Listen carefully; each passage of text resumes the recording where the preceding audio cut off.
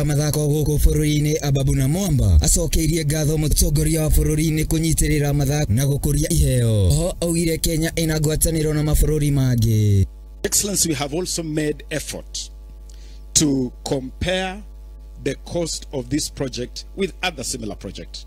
And I can assure the people of Kenya, compared to projects like the Alassane Ouattara Stadium in Abidjan, Cote d'Ivoire, that hosted the recent AFCON in Cote d'Ivoire, compared to the new stadium in Kigali, Rwanda, the Amahoro Stadium, we have done a cost analysis, and Your Excellency, I can look Kenyans in the eye and tell them cost per unit, this stadium is way cheaper than those other stadiums.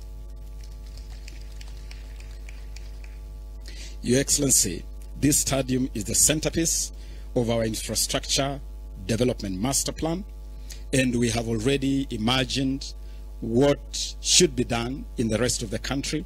You know, Your Excellency, that Kasarani is already under renovation as part of the AFCON hosting preparations. In fact, I'm happy to report that Kasarani is already at 30% of refurbishment.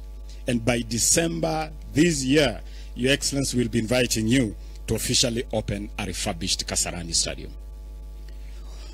We are also on a blaze to refurbish other facilities. We are refurbishing Buhungu Stadium in Kakamega, which we have designated as the host venue for Africa's second-tier football tournament, the African Nations Championship, or CHAN.